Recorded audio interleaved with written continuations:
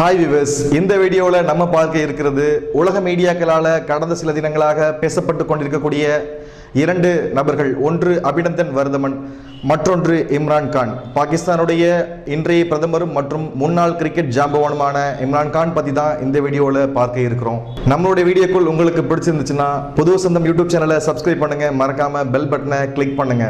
உலகில் தீவிரவாத நாடு அப்படின்னு முத்திரை குத்தப்பட்ட பாகிஸ்தான் நாட்டினுடைய முகத்தை அமைதியின் சின்னமாகவும் அமைதியை நோக்கி பாகிஸ்தானை நகர்த்தக்கூடிய விதமாகவும் இப்ப பாகிஸ்தான் பிரதமர் இம்ரான் கான் நடந்துகிட்டு இருக்காரு அப்படின்னு சொல்லிட்டு உலக மீடியாக்கள்லாம் அவரை வர்ணிச்சு சிலாகிச்சு பேசிக்கிட்டு இருக்காங்க.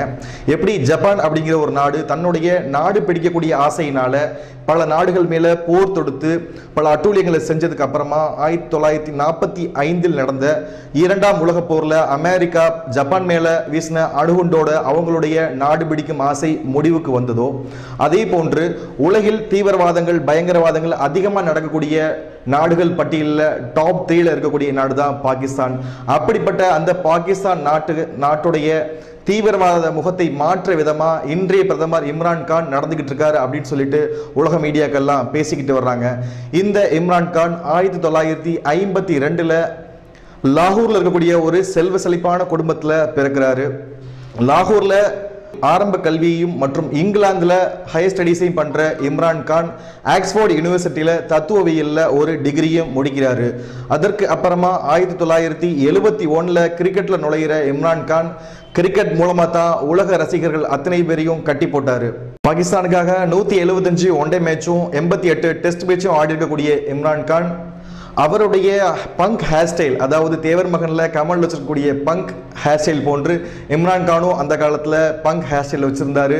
அவர் பவுலிங் பண்ண ஓடி வரும்போது அந்த பங்க் ஹேர் ஸ்டைல் ஸ்லோ மோஷன்ல வர்றத டிவியில பார்க்கறதுக்காகவே உலகத்துல உள்ள அத்தனை ரசிகர்களும் கிரிக்கெட் ரசிகர்களும் அந்த டிவி முன்னாடி உட்கார்ந்து அவரை ரொம்ப ரசிப்பாங்க.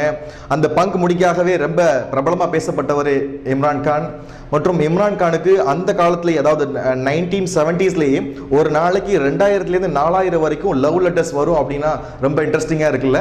அதாவது ஃபேஸ்புக், ட்விட்டர், வாட்ஸ்அப் இதெல்லாம் இல்லாத அந்த காலத்திலேயே இவருடைய கிரிக்கெட்டுக்காக இவருடைய அந்த ஹேர் ஸ்டைலுக்காக இவருக்காகவே கிட்டத்தட்ட ஒரு 4000 வரைக்கும் இவருக்கு லவ் லெட்டர்ஸ் ஒரு நாளைக்கு வந்திருக்கு. த லைன் ஆஃப் பாகிஸ்தான் அப்படின்னு சொல்லிட்டு சக கிரிக்கெட் வீரர்களால் அழைக்கப்பட்ட இம்ரான் கான் ஒரு ஸ்டேஜில் கிரிக்கெட்டை ஸ்டாப் பண்ணுறாரு. எப்பன்னு கேட்டிங்கன்னா, இம்ரான் கானுடைய அம்மாவுக்கு திடீர்னு வரக்கூடிய கேன்சர் நோயால் கிரிக்கெட்டை ஸ்டாப் பண்ணிட்டு தன்னுடைய அம்மாவுடைய மருத்துவத்திற்காக அவங்க கூட டிராவல் பண்ணக்கூடிய ஒரு சிச்சுவேஷன் அவருக்கு வருது. அதுக்கப்புறமா தன்னுடைய செல்வாக்காலையும் தன்னுடைய பணத்தாலையும் அவங்களுக்கு எவ்வளவோ முயன்றும் அவங்களுடைய உயிரை காப்பாற்ற முடியல. அவங்களுடைய அம்மாவான சவுகத் கான் ஒரு ஸ்டேஜில் மரணம் அடைகிறாங்க. இந்த ஒரு சடன் ஸ்டேஜில் தான் இம்ரான் கான் திங்க் பண்ணுறாரு, நம்ம அம்மா இறந்த மாதிரி யாரும் கேன்சர் நோயால் இறக்கக்கூடாது அப்படின்னு சொல்லிட்டு ஒரு நல்ல எண்ணத்தில் பாகிஸ்தானில் இவங்களுடைய அம்மா பேரான சவுகத் கான் அப்படிங்கிற பேர்லேயே ஒரு கேன்சர் இன்ஸ்டிடியூட்டையும் ஸ்டார்ட் பண்ணுறாரு. இந்த கேன்சர் இன்ஸ்டிடியூட்டுக்கு இங்கிலாந்து இளவரசியான டயானாவும் நிதியுதவியெல்லாம் பண்ணியிருக்காங்க. மற்றும் நிறைய பிரபலங்கள் இந்த கேன்சர் இன்ஸ்டிடியூட்டுக்கு விசிட் பண்ணியிருக்காங்க.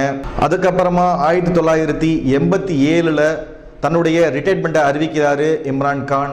பாகிஸ்தான் கிரிக்கெட் உலகமே ஸ்தம்பிச்சு போகக்கூடிய அந்த ஒரு சூழ்நிலையில் அந்த டைமில் பாகிஸ்தான் பிரதமராக இருந்த ஜியாவுல் ஹக் திரும்பவும் இம்ரான் கான் கிட்ட ஒரு ரெக்வஸ்ட் வைக்கிறாரு. அதாவது நீங்க திரும்ப கிரிக்கெட்டுக்கு வரணும் அப்படின்னு சொல்லிட்டு. ஜியாவுல் ஹக்கோடைய இந்த ரெக்வஸ்ட்டுக்கு பின்னாடி ஒரு அரசியலும் ஒழிஞ்சிருக்கு. அதாவது 1987ல் தான் பாகிஸ்தான் அரசு அணு ஆயுத சோதனையில் ஈடுபட்டு இருந்தாங்க. ஸோ அந்த விஷயத்தை மக்கள்கிட்ட மறைச்சி கிரிக்கெட் பக்கம் இவங்களுடைய மோகத்தை பூரா கிரிக்கெட் பக்கம் டைவர்ட் பண்ணணும் அப்படிங்கிற ஒரு கான்செப்ட்ல ஜியாவுல் ஹக் இம்ரான் கானை ரெக்வஸ்ட் பண்றாரு. திரும்பவும் ரீஎன்ட்ரி ஆகுறாரு இம்ரான் கான். கிரிக்கெட்ல திரும்ப ரீஎன்ட்ரி ஆனதுக்கு அப்புறம் பாகிஸ்தானுக்காக 1992ல் உலகக்கோப்பையை வென்று கொடுத்த பிறகு 1996ல் பாகிஸ்தான் தெஹ்ரிக்-இ-இன்சாப் அப்படிங்கிற ஒரு அமைப்பை ஏற்படுத்துறாரு இம்ரான் கான். இம்ரான் கானுடைய இந்த அமைப்பு ஸ்டார்டிங்ல ஒரு வெல்ஃபேர் அசோசியேஷன், அதாவது நலப்பணிகள் செய்யக்கூடிய ஒரு அமைப்பாக தான் இந்த அமைப்பை ஆரம்பிச்சிருக்காரு. அதற்கு அப்புறமாக பாகிஸ்தான் அரசியல் சூழ்நிலைகளை கணிச்ச இம்ரான் கான் இதை அரசியல் கட்சியாக 1999ல் பதிவு பண்றாரு. 1999ல் தன்னுடைய கட்சியாக இந்த பாகிஸ்தான் தெஹ்ரிக்-இ-இன்சாப் அப்படிங்கிற கட்சியை அறிவிச்சதுக்கு அப்புறமா 2002ல் முதல் தேர்தலில் போட்டியிட்ட இம்ரான் கானுடைய கட்சி ஒரே ஒரு எம்பி சீட்டை மட்டும் வின் பண்றாங்க. அந்த ஒரே ஒரு எம்பியாக பார்லிமெண்ட்டுக்கு பாகிஸ்தான் பார்லிமெண்ட்டுக்கு போறாரு இம்ரான் கான். அதற்கு அடுத்த வந்த தேர்தலில் இம்ரான் கானுடைய கட்சி போட்டி போடல. 2013 வந்த பாகிஸ்தான் பார்லிமெண்ட் தேர்தலில் 75 லட்சம் வாக்குகளை வாங்கி இம்ரான் கானுடைய கட்சி பாகிஸ்தான் முழுக்க ரொம்ப பிரபலமாக பேசப்படக்கூடிய ஒரு சூழ்நிலை உருவாகுது.